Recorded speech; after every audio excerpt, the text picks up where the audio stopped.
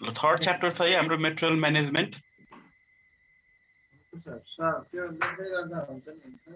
हुन्छ नि लेख्दै गर्दा हुन्छ ह्यान्डराइटिङ बुझिन्छ अलि ब्लर छ के यसको इन्भेन्टरी सिस्टम हो सर इन्भेन्टरी सिस्टम र मेटेरियल म्यानेजमेन्ट हो अहिले चाहिँ नयाँ च्याप्टर अनुसार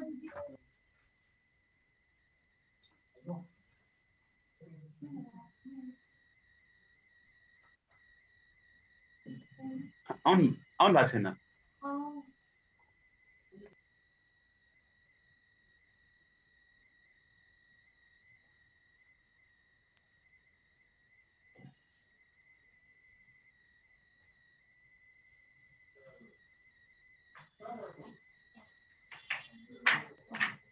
ए राख्नु थ्याङ्क यू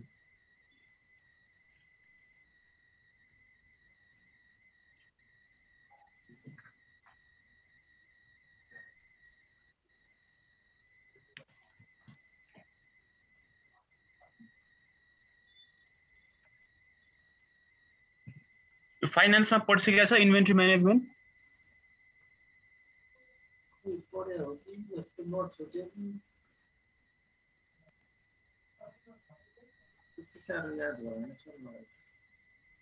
याद छ अरु कुनै साथीहरुलाई फाइनान्समा इन्भेन्ट्री म्यानेजमेन्ट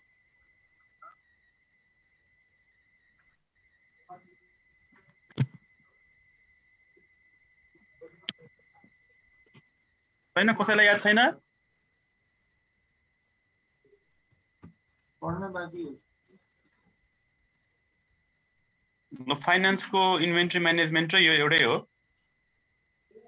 यहाँले धेरै पढ्नु पर्छ यहाँ चाहिँ एक्जाममा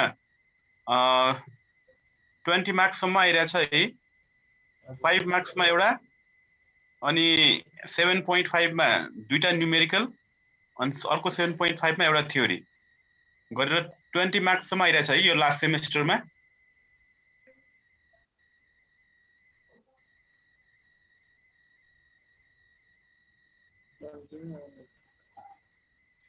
goods held for resale purpose अथवा प्रोडक्सन पर्पस यो लास्ट सेममा 20 मार्क्सको आएको छ है यसबाट तीनटा क्वेशन आइरहेछ दुईटा न्यूमेरिकल एउटा थ्योरी र थ्योरी अहिले जुन हामी यो एक्सप्लेन गर्छौं यही कुरा सोधिरहेछ हाम्रो last सेममा थ्योरीमा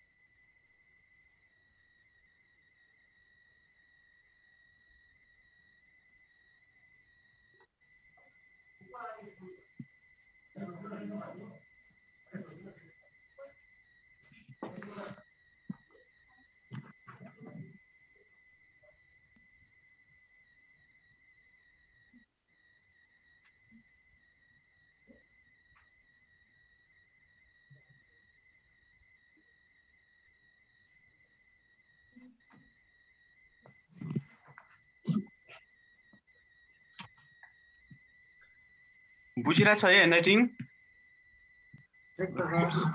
goods held for resale purpose अथवा production purpose it may be in form of raw materials work in progress semi finished goods finished goods र cost associated with inventory system अथवा inventory management अथवा material management. अहिले पुरानो chapter चाहिँ inventory system थियो है, अहिले च्याप्टरको नाम चेन्ज गरेर मेटेरियल म्यानेजमेन्ट राखेको छ र यो थर्ड च्याप्टर है। यो थर्ड च्याप्टर तीनटा क्वेशन आइरहेछ लास्ट सेममा 20 मार्क्समा आइरहेछ है।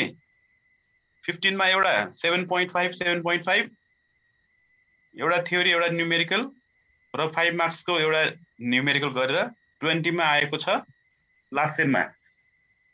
एकदम सजिलो र फाइनान्समा पनि कभर हुन्छ। फाइनान्समा चाहिँ इयर वाइज हुँदा सधैँ आउँथ्यो, सेमेस्टर भएदेखि चाहिँ फेरि एकपटक पनि आएको छैन।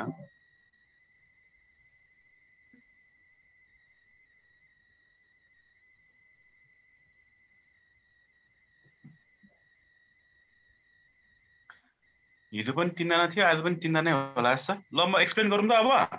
हुन्छ सर गरौँ।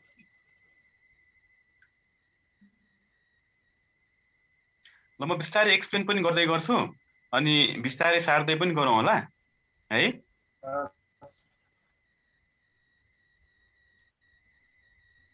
ल अब इन्भेन्ट्री सिस्टम अथवा मेटेरियल म्यानेजमेन्ट अथवा इन्भेन्ट्री म्यानेजमेन्ट सबै भनेको एउटै हो। अब हामीले बिजनेस गरेपछि अब हामीले अकाउन्टमा नि पढ्यौं इन्भेन्ट्री कतिको इम्पोर्टेन्ट छ भनेर।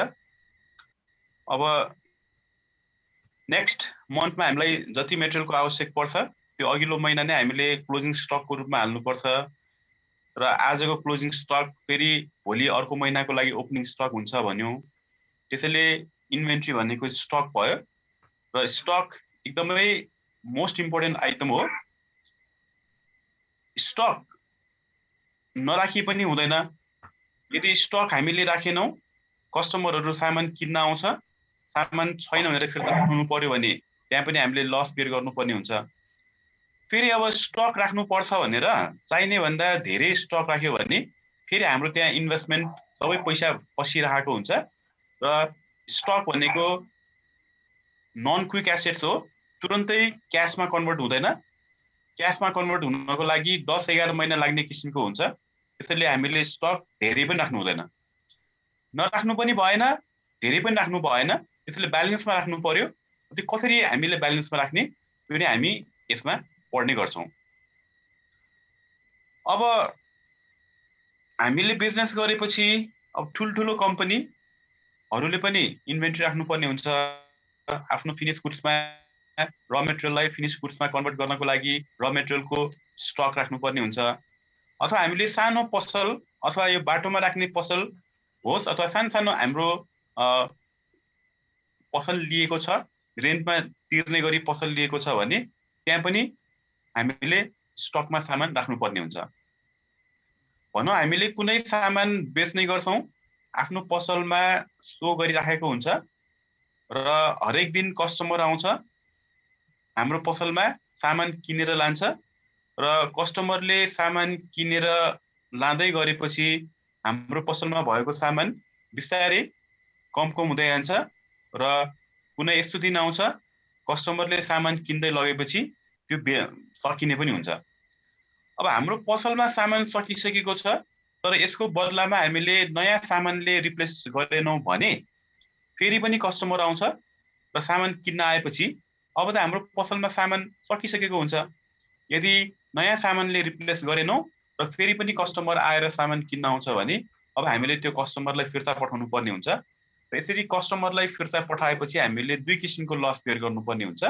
एउटा जुन सामान बेचेर हामीले प्रफिट कमाउन पाउने हो त्यो गुमाउनु पर्ने भयो। अर्को यदि कुनै पसलमा कुनै कस्टमर आयो किन्नको लागि र त्यो कस्टमरलाई हामीले सामान छैन भनेर फिर्ता पठायो भने पछिदेखि त्यो कस्टमर आउने चान्सेस हाम्रो पसलमा एकदमै कम हुन्छ। जुन कारणले गर्दा कुनै पनि पसलको लागि सबभन्दा ठूलो भनेको कस्टमर हो। अब कस्टमरै आएन भने त त्यस्तो किसिमको पसल हाम्रो लङ टर्म रनिङ हुँदैन र चाँडै नै त्यस्तो पसल हामीले बन्द गर्नुपर्ने अवस्था आउन सक्छ।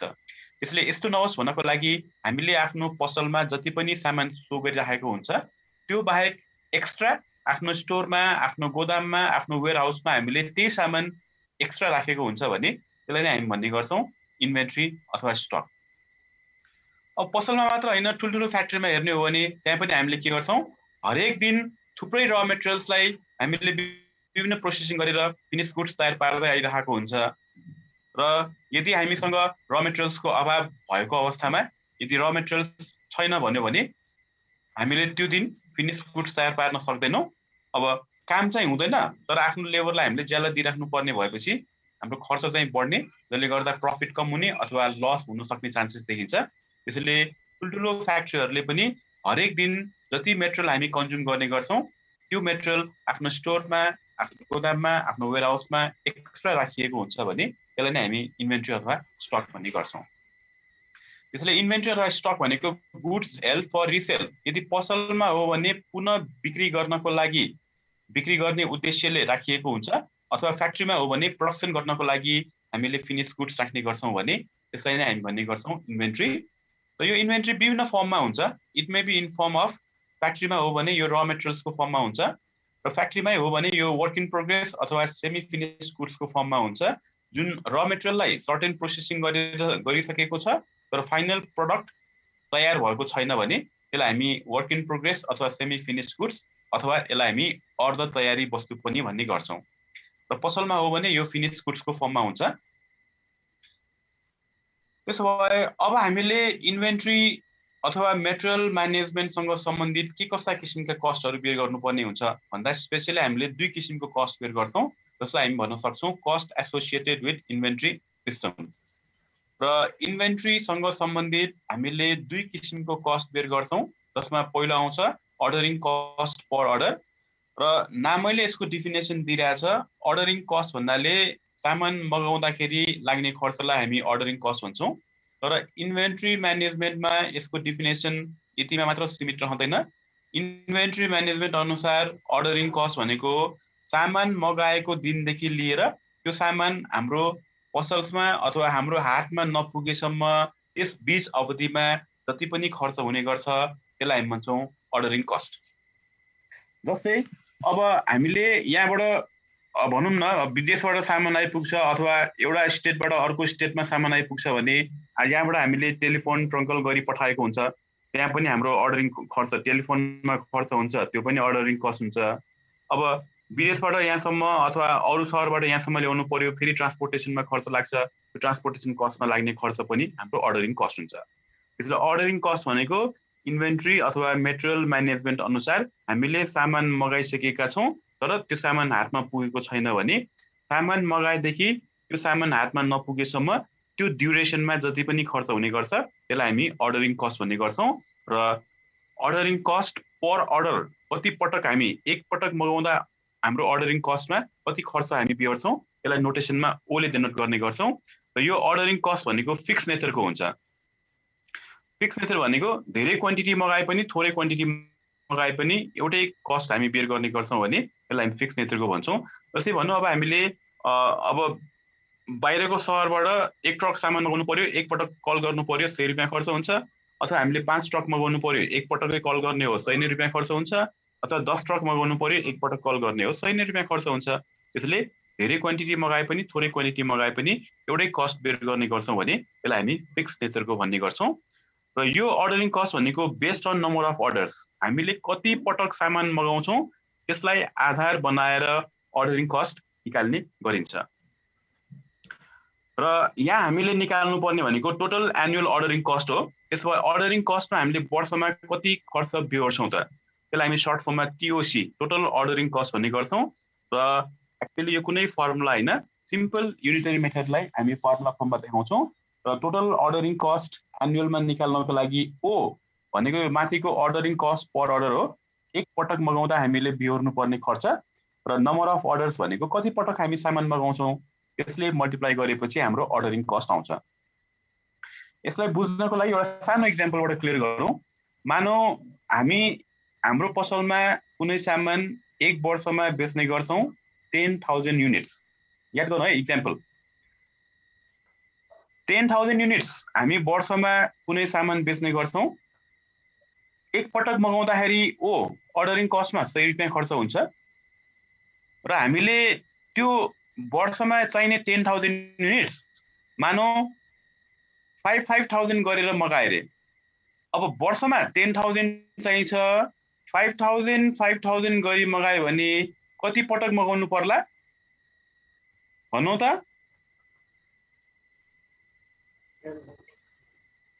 वर्षमा 10,000 युनिट चाहिन्छ, 5,000 गरी मगायो भने कति पटक मगाउनु पर्छ होला? 10,000 चाहिन्छ 2 पटक 2 पटक मगाउनु पर्यो हैन त?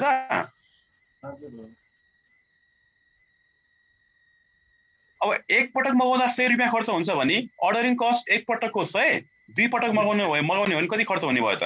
ओ भनेको 100, नम्बर अफ अर्डर्स भनेको 2 टाइम्स, अनि 100 × 2 टाइम्स गर्दा टोटल अर्डरिङ कस्टमा हाम्रो 200 रुपैयाँ खर्च हुने भयो। अब नम्बर अफ अर्डर्स 2 टाइम्स हामीले कसरी निकाल्यौं त भन्दा एनुअल रिक्वायरमेन्ट वर्षमा हामीलाई 10,000 युनिट चाहिन्छ, एक पटकमा हामीले 5,000 गरी मगाउने भन्यौं, त्यसलाई हामी अर्डर साइज अथवा क्वान्टिटी भन्ने गर्छौं। त्यसैले 10,000 लाई अर्डर साइज अथवा क्वान्टिटी 5,000 ले डिवाइड गरेपछि 2 टाइम्स आउँछ, अनि 1 टाइमको 100 हुन्छ भने 2 टाइमको हाम्रो खर्च हुन्छ टोटल अर्डरिङ कस्टमा 200 रुपैयाँ। बुझ्या है? यो तल O into A by Q हुन्छ हो, यो सर्ट फर्ममा अझ सर्ट फर्ममा अहिले बुझेको हो कि हैन अहिले भनेको कुरा? बुझ्यो सर त्यो त। अब फेरि यहाँ यस्तो छ है, वर्षमा 10,000 युनिट चाहिन्छ, एक पटकमा 5,000 मगाउनको लागि धेरै लगानी गर्नुपर्ने हुन्छ। यदि हामीसँग इन्भेस्टमेन्ट प्रब्लम छ, हामी 5,000 एकै पटकमा मगाउन सक्दैनौं। अब मानौ हामीले 2,000 गरी मगायो भने अब भनौं होला वर्षमा हामीलाई 10,000 युनिट चाहिन्छ, 2,000 गरी मगायो भने पटक मगाउँदा 100 रुपैयाँ खर्च हुन्छ भने 5 पटकमा कति खर्च हुने भयो? 500 रुपैयाँ। अब हेरौं त, पटकको 200 रुपैयाँ खर्च हुन्थ्यो, अहिले 5 पटक मगाउँदा 500 रुपैयाँ खर्च हुन्छ। कति पटक गरेर मगाउँछौं चार्ज गर्ने गरिन्छ हाम्रो अर्डरिङ कस्ट। त्यो रेपिटेसन बढ्दै जाँदाखेरि कस्ट। हजुर। त्यसैले अब टोटल अर्डरिङ कस्ट निकाल्न हामी गर्छौं O into A by Q, short फर्ममा O भनेको ordering cost per order, A भनेको एनुअल रिक्वायरमेन्ट, Q भनेको क्वान्टिटी अथवा EOQ। ल यसरी हामी निकाल्ने गर्छौं टोटल अर्डरिङ कस्ट भए। यसको ठ्याक्क अपोजिट नेचरको अर्को कस्ट आउँछ, अब जसलाई हामी भन्छौं क्यारिङ कस्ट अथवा होल्डिङ कस्ट। यो चाहिँ पर युनिटमा चार्ज गर्ने गरिन्छ, यसलाई हामी नोटेसनमा C ले डिनोट गर्ने गर्छौं। अब यसको पनि नाम मैले डेफिनेसन दिइराछ, क्यारिङ कस्ट भनेको हामीले क्यारी गर्ने। अब त्यो क्यारी कहिले गर्नुपर्ने हुन्छ त भन्दा माथि हामीले भन्यौं अर्डरिङ कस्ट भनेको सामान मगाएको दिनदेखि लिएर त्यो सामान हाम्रो हातमा नपुगेसम्म त्यस बीच अवधिमा हुने खर्चलाई अर्डरिङ कस्ट भन्छ भन्यौं। अब सामान हातमा पुग्यो, अब त्यो सामान हातमा पुगेदेखि लिएर त्यो सामानलाई हामीले फ्याक्ट्रीमा हो भने युज नगरेसम्म, पसलमा हो भने बेचेर नपठाएसम्म त्यस बीच अवधिमा जति पनि खर्च हुने गर्छ त्यसलाई हामी भन्छौं क्यारिङ कस्ट। जस्तै अब हामीले यहाँ टेलिफोन ट्रान्सपोर्टेसन कस्ट बेयर गरेर हाम्रो हातमा सामान आइपुग्यो, अर्डरिङ कस्ट सक्यो। अब यसपछिको कस्ट भनेको सामान हातमा आइपुग्यो, त्यसलाई स्टोरमा राख्नु पर्यो, स्टोरको रेन्ट तिर्नु पर्ने हुन्छ, स्टोरमा स्टोर किपर राखेको छ भने स्टोर किपरलाई स्यालेरी दिनुपर्ने हुन्छ, जति रुपैयाँ बराबरको सामान हामीले स्टोरमा राखेको छ त्यसलाई इन्स्योरेन्स गराएको छ भने इन्स्योरेन्स प्रिमियम तिर्नुपर्ने हुन्छ। त्यो सबैलाई हामी भन्ने गर्छौं क्यारिङ कस्ट अथवा होल्डिङ कस्ट। त्यसैले warehouse charge, store keeper salary etcetera यस्ता किसिमका आइटमहरूलाई हामी भन्ने गर्छौं क्यारिङ कस्ट। तर हामीलाई यसरी याद गर्नु पर्दैन, डाइरेक्टै क्वेसनमा दिने बेला क्यारिङ कस्ट अथवा होल्डिङ कस्ट पर युनिट नै भनेर दिएको हुन्छ, त्यसलाई हामी नोटेसनमा C ले डिनोट गर्ने गर्छौं। अब हेरौँ त, माथि हामीले अर्डरिङ कस्ट चाहिँ फिक्स नेचरको हुन्छ भन्यौं, तर यहाँ क्यारिङ कस्ट चाहिँ हाम्रो भेरिएबल नेचरको हुन्छ है।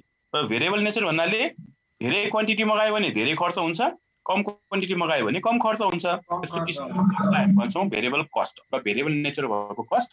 र यो भेरिएबल कस्ट चाहिँ हाम्रो चार्ज अन एभरेज स्टक, एभरेजमा हामीले कति स्टक क्यारी गर्ने गर्छौं त्यसमा चाहिँ हामी चार्ज गर्ने गरिन्छ क्यारिङ कस्ट। अब एभरेजको पनि बारेमा बुझौं त। मानौ अहिलेको एक्जाम्पल कन्टिन्यू गरौं। अघि हामीले के भन्यौं भन्दाखेरि वर्षमा हामी आफ्नो पसलमा कुनै सामान 10,000 युनिट्स बेच्छौं भन्यौ अनि मानौ त्यसलाई दुई पटक गरी मगायो भने 5,000 गरी मगाउनु पर्यो। अब भनौं एक्जाम्पल हामीले फर्स्ट जानमा 5,000 मगायो भने एभरेजमा त्यो 6 महिना टिक्छ र अर्को 6 महिना भनेको फर्स्ट जुलाईमा हामी 5,000 मगाउँछौं भनेको पहिलो 6 महिनामा एक पटक 5,000 युनिट्स मगाउँछ, दोस्रो 6 महिनामा एक पटक 5,000 युनिट्स मगाउँछ। फर्स्ट जानमा एक पटक 5,000 मगायो, फर्स्ट जुलाईमा एक पटक 5,000 मगायो भने अब फर्स्ट जानमा हामीले 5,000 युनिट्स किनेर ल्यायौं भने के त्यो फर्स्ट जानमै 5,000 युनिट्स सकिने हो त? त्यो त हामीले के गर्छ हरेक दिन अलिअलि गर्दै सामान बेच्दै गएको हुन्छ अनि जनवरी महिनामा 1000 युनिट्स बेच्ला, 5,000 मा 4,000 युनिट बाँकी होला, फेरि फेब्रुअरीमा 1000 बेच्ला, फेरि घटेर 3,000 बाँकी होला, फेरि मार्चमा 1000 बेच्ला, फेरि घटेर 2,000 बाँकी होला। यसरी हामीले दिनमा अलिअलि सामान बेच्दै अनि फर्स्ट जानमा हामीले 5,000 युनिट्स किनेको जब 30 जुन पुग्छ, 30 जुन पुगेपछि जेरो हुन्छ अनि एभरेजमा चार्ज गर्छ भनेको मतलब ओपनिङमा 5,000 हुन्छ, क्लोजिङमा जेरो हुन्छ। अब क्लोजिङमा जेरो हुन्छ भने जेरो त भनिराख्नु परेन अनि ओपनिङमा हामीले 5,000 मगाउँछ भनेको हामीले एक पटक सामान किन्दाखेरि क्वान्टिटी 5,000 मा किन्छौं, त्यसले 5,000 भनेको क्यू हो अथवा अर्डर साइज हो। त्यसले हामीले एभरेज निकाल्न नर्मली के गर्ने गरिन्छ opening plus closing divide by 2 गरिन्छ। अब क्लोजिङ यहाँ जेरो हुने कारणले गर्दा क्लोजिङ देखाउनु परेन र ओपनिङ भनेको क्वान्टिटी अर्डर साइज कुन क्वान्टिटीमा हामीले मगाएको छ 5,000 गरी मगाएको छ भने त्यसलाई डिभाइड बाइ 2 गरेपछि हाम्रो आउँछ एभरेज स्टक।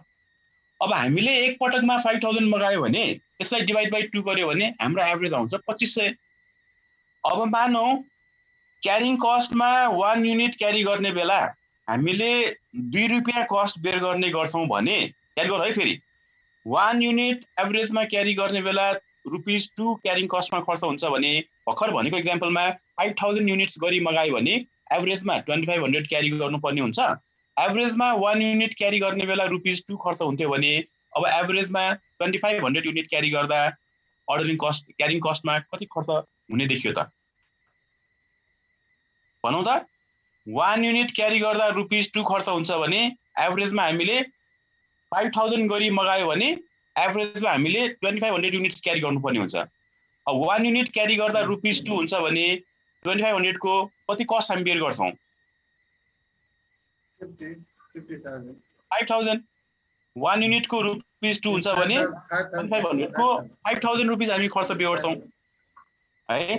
अब हेरौं त total annual carrying cost GCC निकाल्न सी भनेको क्यारिङ कस्ट पर युनिट क्वेशनमा दिएको हुन्छ, यसलाई इन्टु गर्छौं हामी एभरेज स्टक अनि एभरेज स्टक पनि क्वेशनमा दिएको हुँदैन, हामीले दिएको इन्फर्मेसनमा निकाल्नको लागि अर्डर साइज अथवा क्वान्टिटीलाई डिभाइड बाइ 2 गरेपछि हाम्रो आउँछ टोटल क्यारिङ कस्ट। सर्ट फर्ममा निकाल्ने हो भने सी इन्टु क्यू बाइ 2 गरेपछि आउँछ हाम्रो टोटल क्यारिङ कस्ट। बुझे है? अब यहाँ हेरौँ त यो दुवै एकदम उल्टो नेचर भएको कस्ट हो। हामीले 5,000 गरी मगायो भने अर्डरिङ कस्टमा 200 तर क्यारिङ कस्टमा यहाँ 5,000 खर्च भइरहेछ, टोटलमा 5200 खर्च भयो हैन। 5,000 गरी मगाउँदिन म 2,000 गरी मगाउँछु भन्यो भने यहाँ अर्डरिङ कस्टमा हाम्रो 500 रुपैयाँ खर्च देखिन आएको थियो अघि। अब यहाँ कति हुन्छ एक पटकमा 2,000 मगायो भने डिभाइड बाइ 2 गरेर एभरेजमा 1000 युनिट्स क्यारी गर्छौं। 1 युनिट क्यारी गर्दा ₹2 खर्च हुन्छ भने 1000 को 2,000 खर्च हुन्छ। 2,000 क्यारिङ कस्टमा 500 रुपैयाँ अर्डरिङ कस्टमा दुवै एड गरेपछि हामीले टोटलमा खर्च बेहोर्नु पर्ने हुन्छ 2,500 रुपैयाँ। त्यसले अब अहिलेसम्म हामीले यो मेटेरियल म्यानेजमेन्ट पढेको छैन, हामीलाई थाहा छैन कुन क्वान्टिटीमा मगाउनु पर्छ भनेर। अनि कहिले हामीले 5,000 गरी मगाउन थाल्यो, कहिले हामीले 2,000 गरी मगाउन थाल्यो, तर हामीले यसरी मगाउँदाखेरि मेटेरियल म्यानेजमेन्टसँग सम्बन्धित बेयर गर्नुपर्ने कस्ट हामीले बढी बेयर गरिरहेको हुन्छ। त्यसो भए अब हामीले मेटेरियल म्यानेजमेन्टसँग बेयर गर्नुपर्ने कस्टलाई सबभन्दा मिनिमाइज गर्नको लागि कुन क्वान्टिटीमा सामान मगाउने त 5,000 पनि हैन 2,000 पनि हैन, कुन क्वान्टिटीमा मगाउँदाखेरि हामीले बेयर गर्ने कस्ट सबभन्दा कम हुन्छ त। अब त्यही हामी एउटा एक्जाम्पल अथवा यो जुन अघि भनेको कुरा छ एक्जाम्पल छ त्यही कुरालाई यहाँ हामीले लेखेर देखाउने हो र यहाँ हामीलाई कुन केसेसहरु सोध्न सकिन्छ त्यो सोध्न सकिने केसेसलाई यहाँ हामीले एक्जाम्पलको रूपमा नम्बर वाइज देखाउने हो भने अब बुझौं है। यो माथिको के सार्न भ्याएको हो क्यारिङ कस्ट सम्म पुरै भइसकेको छ। ल अब यो एक्जाम्पल बुझ्यौ भने पुरै कन्सेप्ट क्लियर हुन्छ, पुरै च्याप्टर नै हेरौँ ल। एनुअल रिक्वायरमेन्ट हामीले भन्यौँ हामी आफ्नो पसलमा कुनै सामान वर्षमा 10,000 युनिट्स बेच्छौँ, यो एनुअल रिक्वायरमेन्ट भयो 10,000 युनिट्स। र हामीले अघि पनि भनेका थियौँ अर्डरिङ कस्ट पर अर्डर, एक पटक सामान मगाउँदा हाम्रो अर्डरिङ कस्टमा 100 रुपियाँ खर्च हुनेछ र जुन सामान बेच्ने हो त्यो सामान एउटाको पर्ने मूल्य जसलाई हामी पर्चेज प्राइस अथवा कस्ट प्राइस पर युनिट नोटेसनमा सीपी लेख्न सक्छौँ।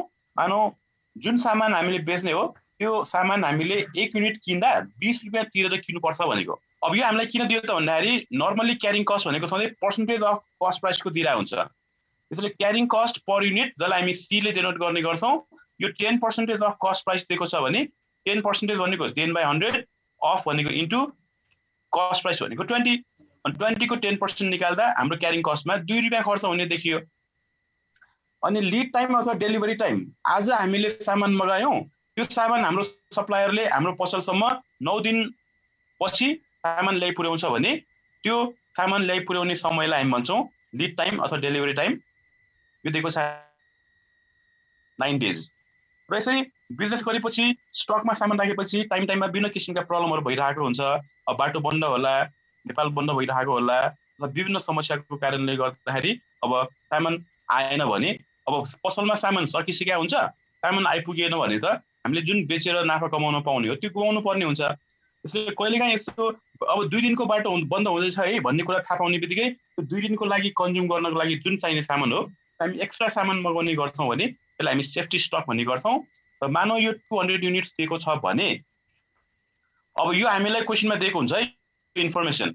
अब यो इन्फर्मेसनलाई बेस बनाएर अब हामीलाई सोधेको हुन्छ त्यसो भए अहिलेको इक्जाम्पल अनुसार एक पटक 5000 पनि हैन, एक पटक 2000 पनि हैन, एक पटकमा कुन क्वान्टिटीमा हामीले सामान मगायो भने मटेरियल म्यानेजमेन्टसँग सम्बन्धित बेयर गर्नुपर्ने कस्ट सबभन्दा कम हुन्छ, त्यसलाई हामी भन्ने गर्छौँ इकोनोमिक अर्डर क्वान्टिटी EOQ।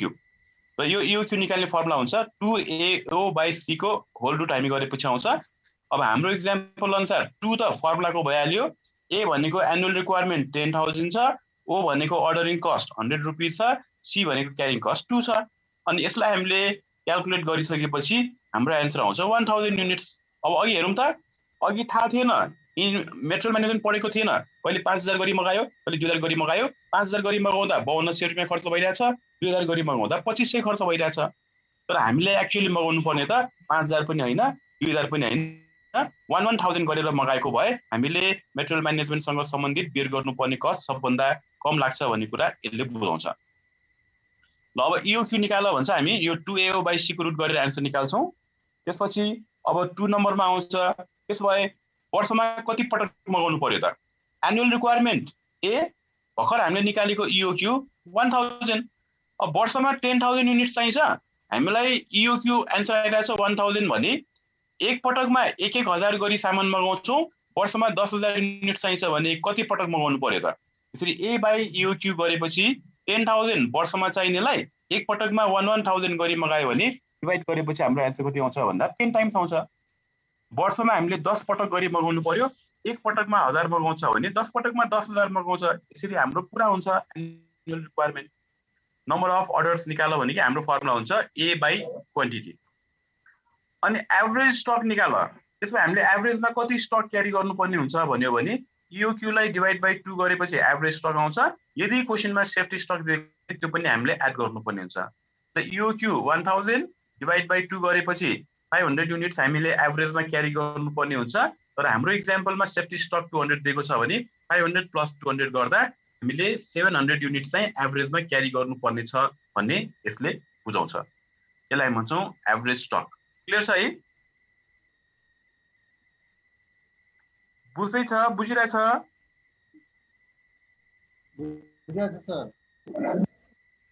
अर्को केस छ हाम्रो फोरमा साइकल टाइम अथवा अदर फ्रिक्वेन्सी। पहिलो अर्डर आज गर्यौं भने दोस्रो अर्डर आजको कति दिनपछि गर्ने त? अथवा हरेक अर्डरको टाइम डिफरेन्स कति?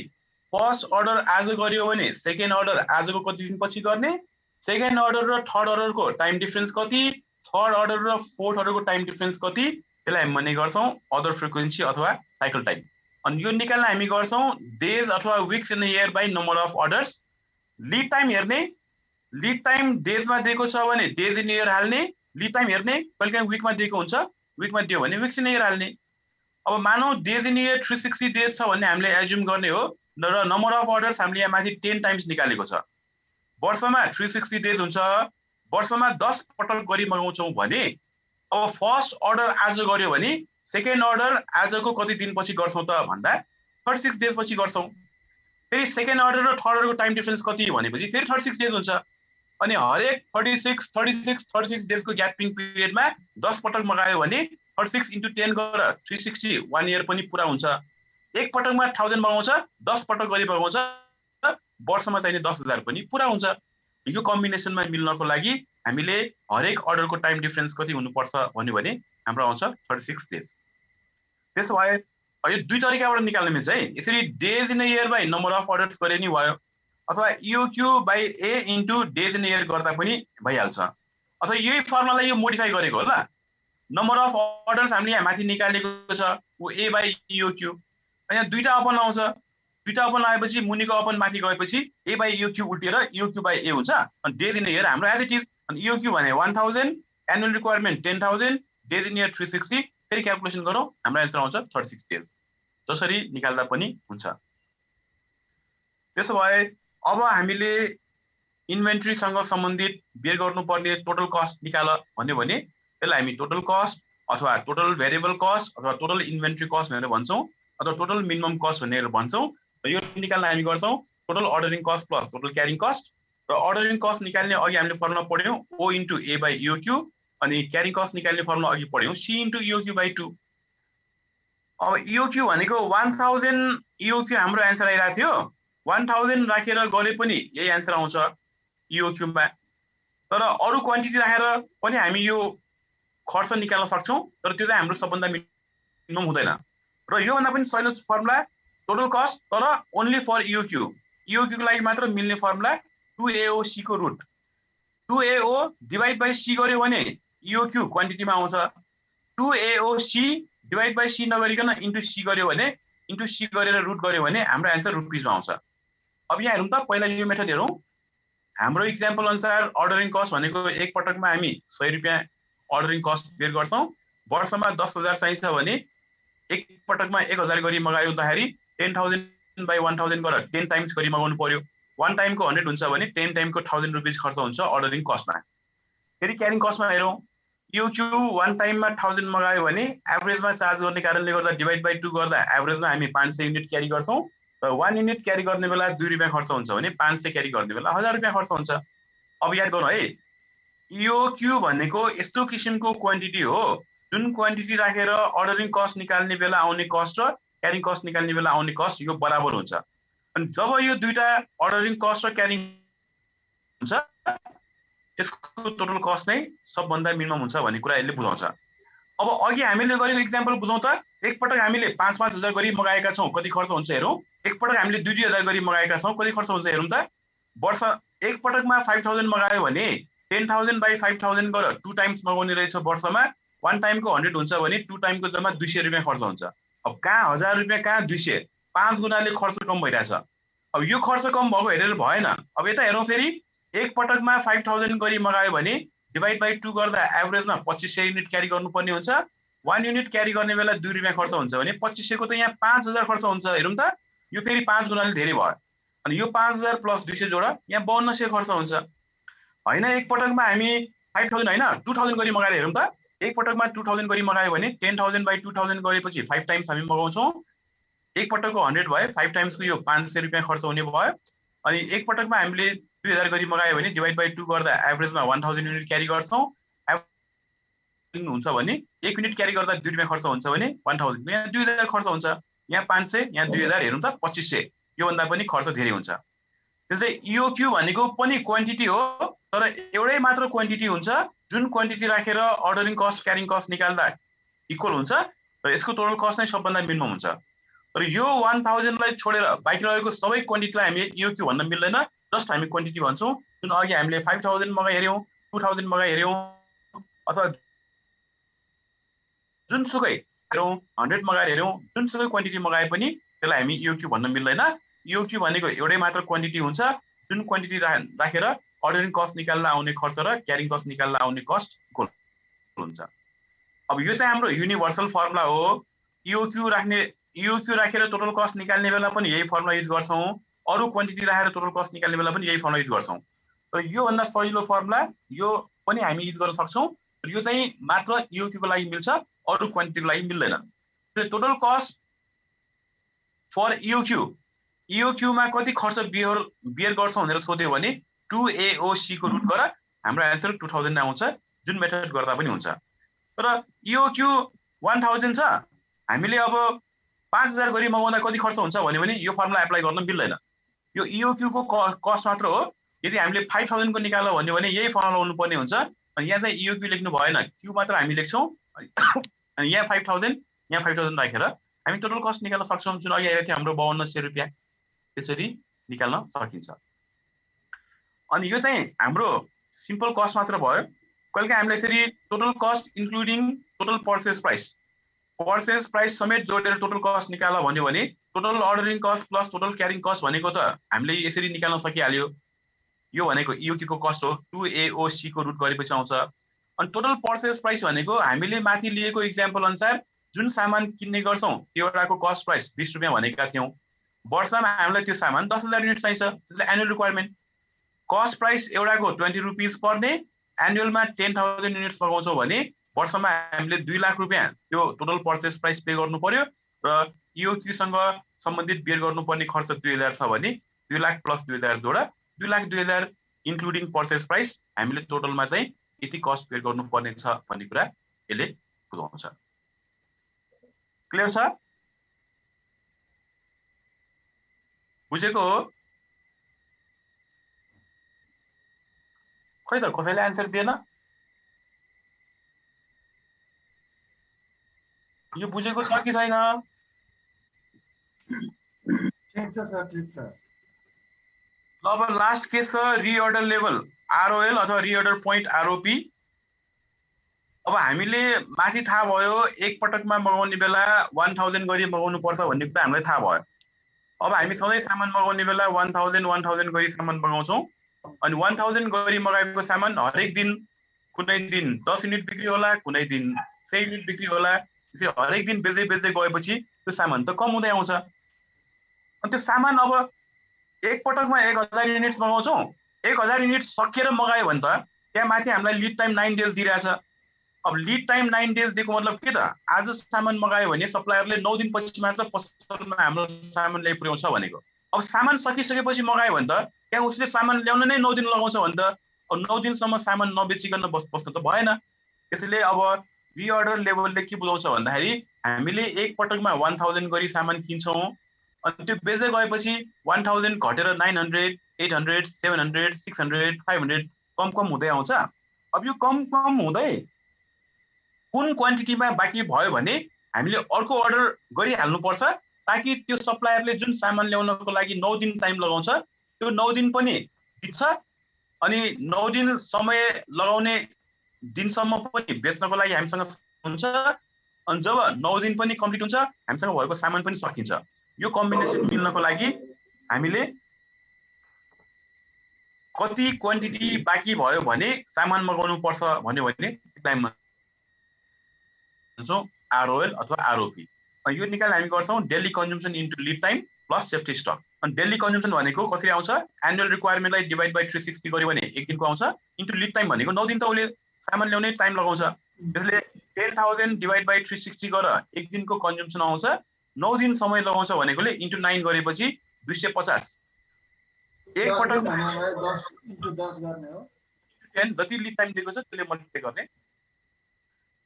अब यदि क्वेशनमा सेफ्टी स्टक नदिएको भए हाम्रो 250 हुन्थ्यो लिड टाइम के रिअर्डर लेभल। त्यसले के बुझाउँछ, एक पटकमा हामी 1000 युनिट सामान मगाउँछौं, 1000 युनिट सामान बेच्दै गएपछि 1000 बाट 900, 700, 500, 300 अनि जब 250 बाँकी हुन्छ, 250 बाँकी हुँदा अर्को अर्डर गरिहाल्नुपर्छ भन्ने कुरा यसले बुझाउँछ।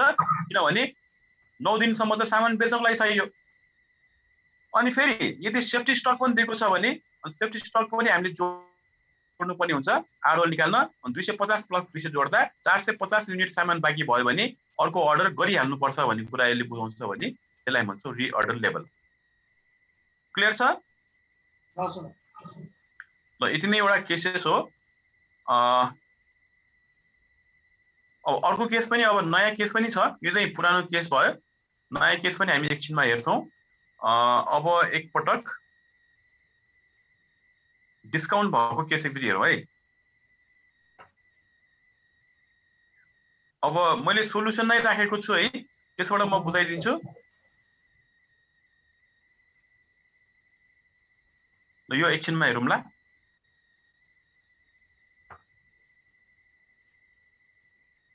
ल अब यो क्वेसन हेरौँ है। 2016 मा आइरहेछ। पहिला त अब यो 9 मार्क्समा आउँथ्यो, अब अहिले आयो भने चाहिँ सायद 9 त नआउला। अब 9 भनेको अहिलेको 15 हो, तर अहिले 15 मा आउने चान्स कम छ। अहिले चाहिँ 7.5 7.5 गरेर दुईटा आउँछ है। एउटा थ्योरी 7.5, एउटा न्युमेरिकल 7.5, फेरि अर्को 5 मार्क्सको न्युमेरिकल गरेर 15 + 5 गरेर 20 मार्क्समा लास्ट सेममा आएको थियो यसबाट। ल अब डिस्काउन्ट भएको केसमा कस्तो हुन्छ त, यो क्वेसन बुझौँ। र यो क्वेसन बुझ्यो भने अब यो बाहेक अरूसँग सम्बन्धित सबै क्वेसनहरू हामी गर्न सक्छौँ। क्लियर छ? ल हेरौँ ल।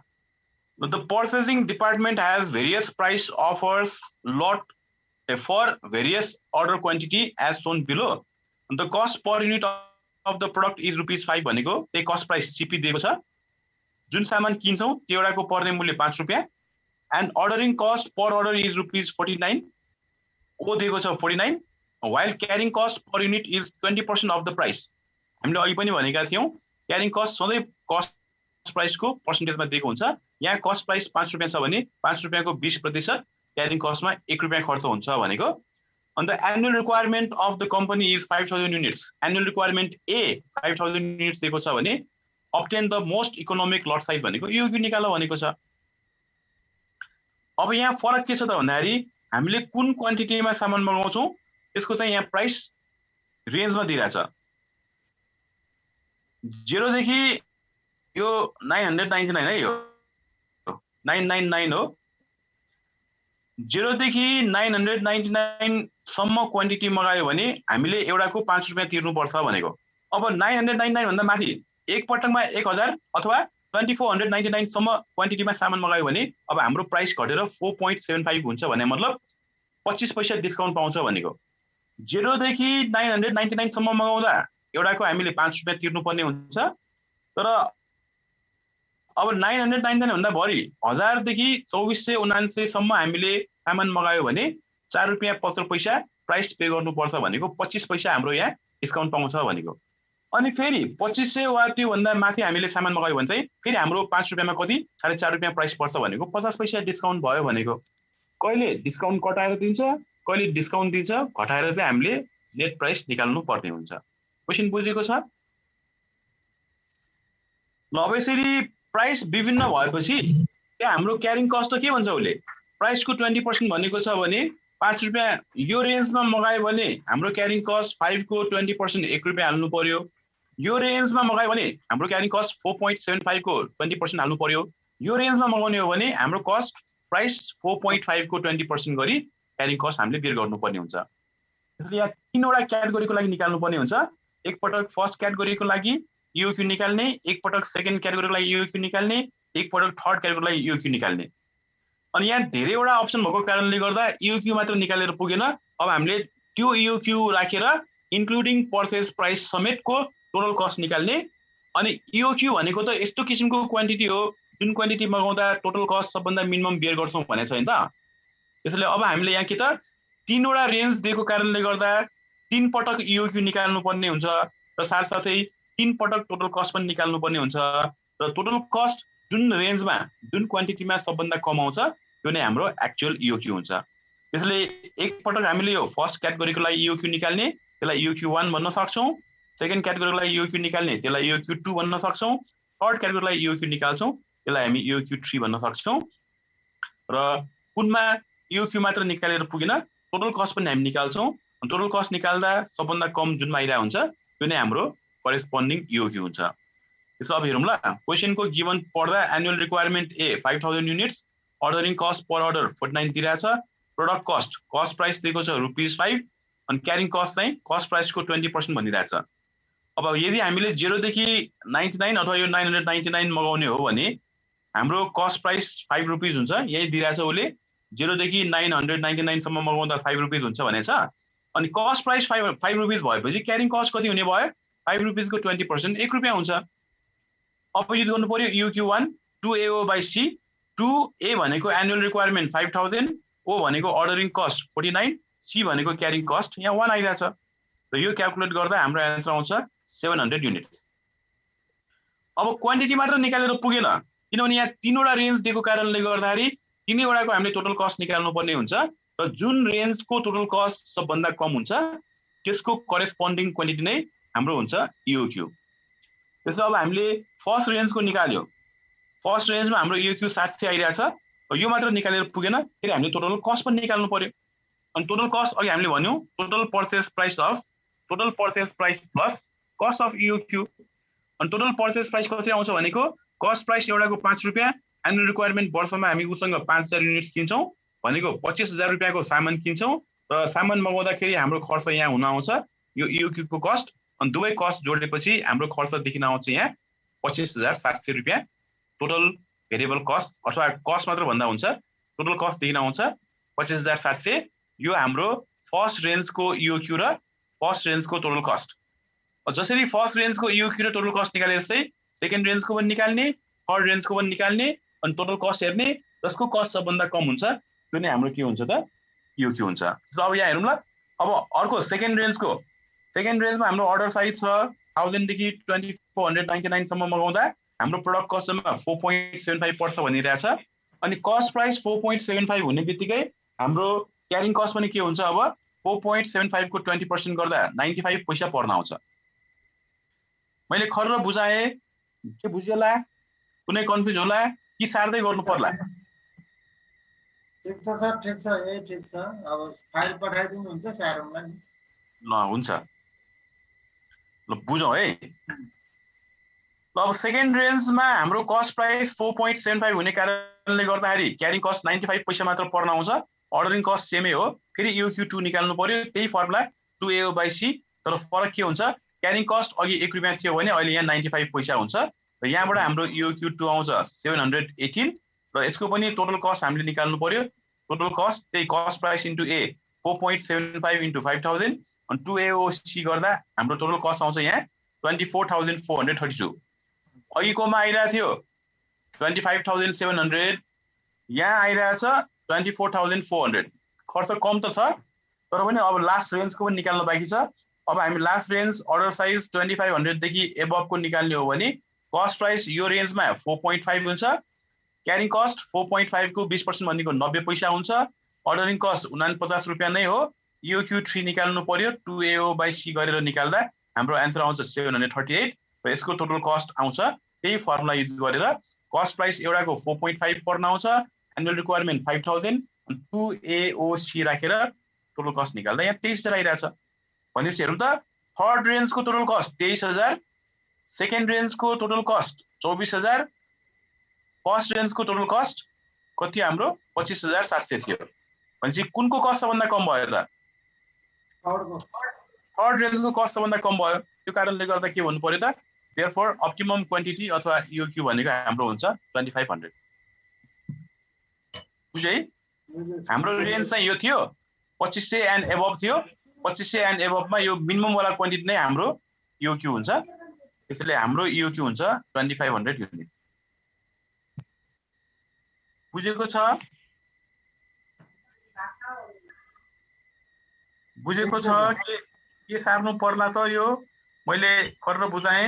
हैन, ठीक छ सर, सार्न त पर्छ। हजुरले पठाइदिनु हुन्छ नि सर। ठीक छ है।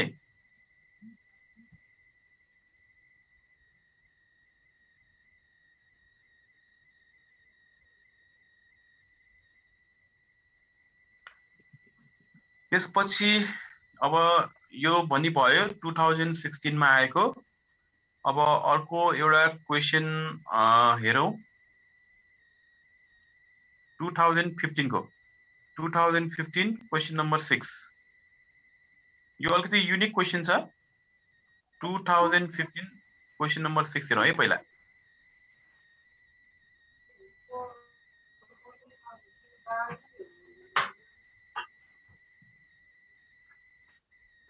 ल यहाँ छ क्वेशन।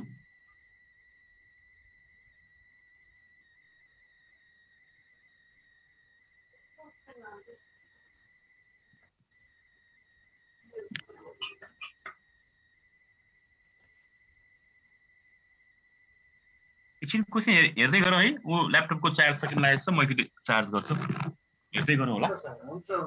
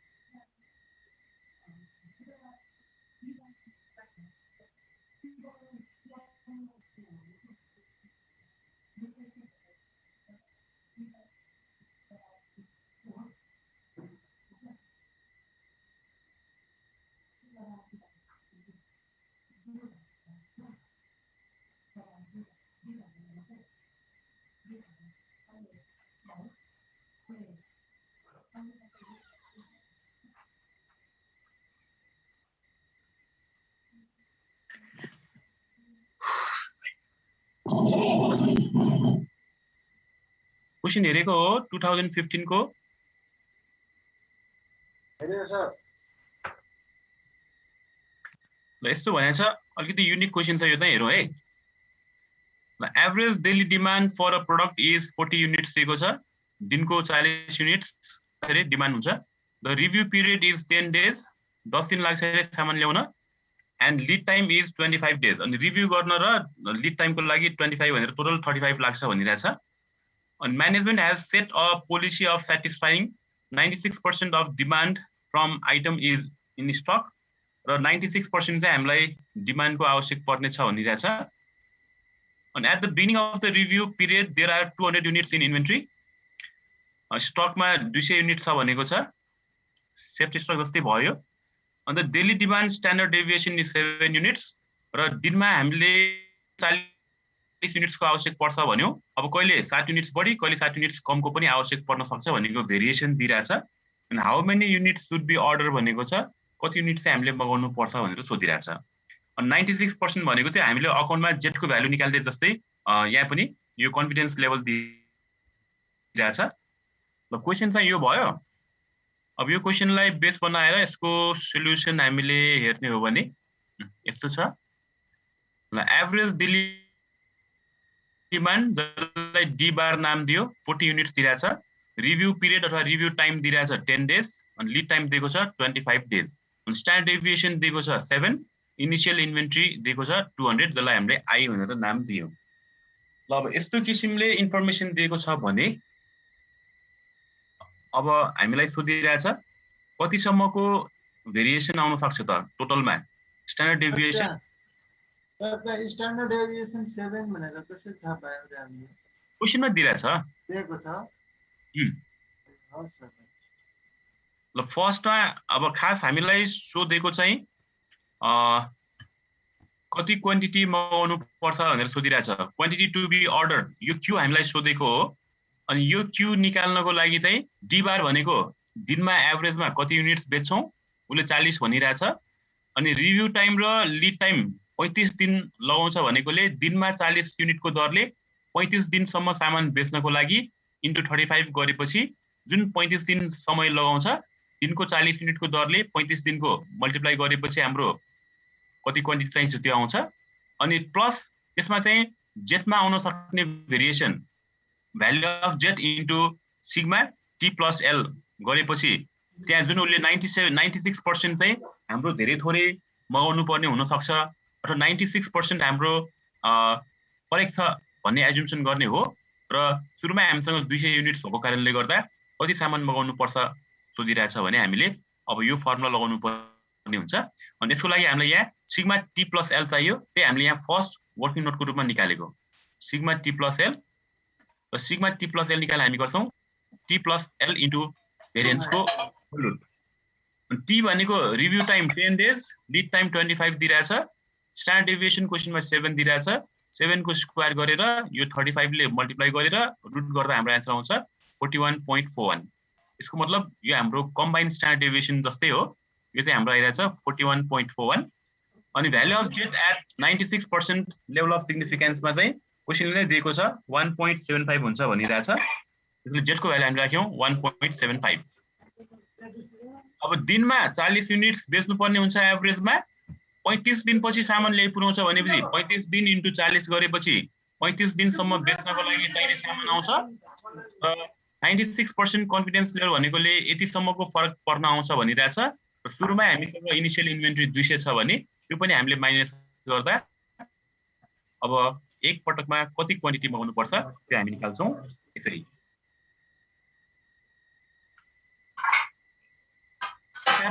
यो सार्नु त पर्छ सर, ठिकै छ, हजुर अगाडि बढ्नु। अब यसो गरौँ, अब अर्को केस पढ्न अलिक भ्याउला जस्तो लागेन। आज यति गरेर अब म नम्बरहरू भन्छु है, त्यो नम्बरहरू टिपौँ न।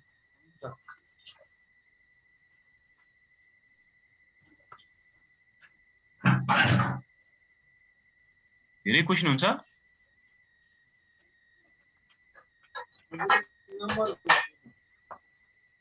यहाँदेखि सुरु छ है मेटेरियल म्यानेजमेन्ट।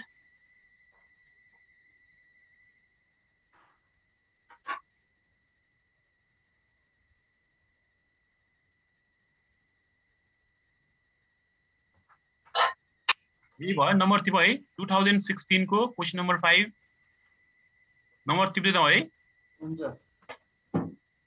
2016 को क्वेसन नम्बर 5, 2015 को मिड टर्म क्वेसन नम्बर 5,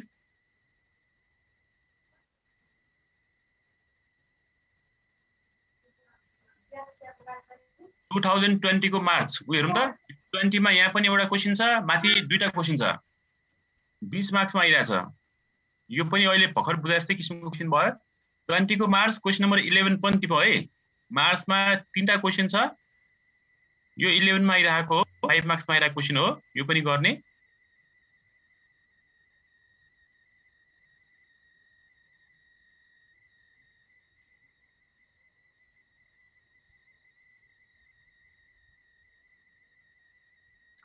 अनि यो 2017 को अप्रिल मे 20 मार्च पछि कति भन्नु भएको छ?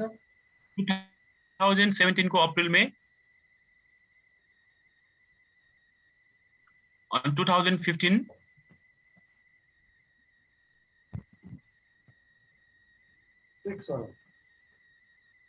अनि यो इयरहरु त सबै गर्दा हुन्छ। इयरहरु यो यहाँ हेरौँ त, एमबीएस इयरली बेस भनेको छ नि, यो इयरली आइरहेको त सबै भनेको कतिवटा छ भन्दाखेरि 1 2 3 4 5 6 7 8 9 10 11 12 13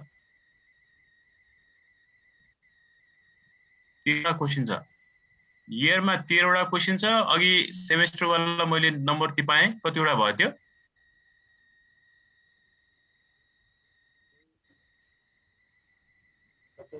ल त्यति चाहिँ अब गरौँ होला। अब यसको बाँकी केस चाहिँ हामी भोलि गरौँ। अनि अर्को एउटा च्याप्टर पनि सायद भोलि नै हुन्छ होला, सायद भोलि लास्ट हुन सक्ला है हाम्रो। यो अब अपरेसनको पनि लास्ट होला। अब अकाउन्टको अस्ति हामीले सकायौँ, अब अपरेसनको पनि सायद भोलि लास्ट हुन सक्ला, नभए एउटा एक्स्ट्रा क्लास पर्सि अथवा अब कहिले हुन्छ त्यो बेलासम्म हामी जाउँला। सकेसम्म भोलि सकिन्छ भने मेन्टली प्रिपेयर गरेर राखौँ न है। हुन्छ सर। अनि त्यसपछि अब हामी सल्लाह गरेर मिलाउला नि त। केही छ अब केही भन्नुपर्ने सोध्नुपर्ने? यो म फाइल अलि पठाइदिइहाल्नु है, फेरि बिर्सिराख्ला। पठाइदिनुहोस् सर। हुन्छ।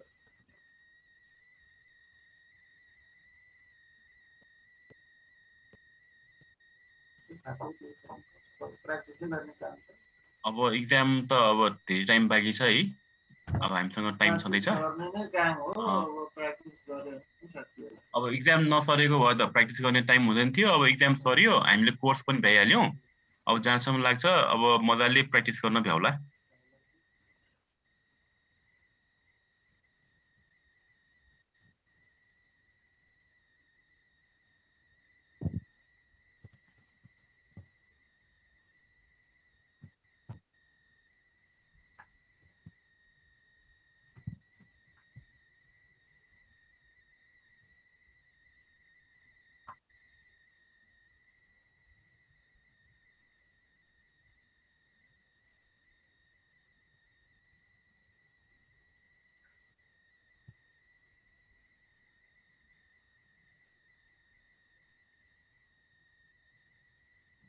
आयो है?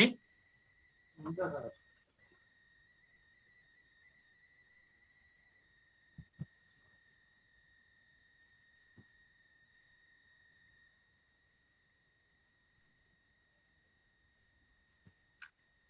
ल अब अरू केही छ क्वेसन? नभए आज हामी यति नै गर्छौँ होला।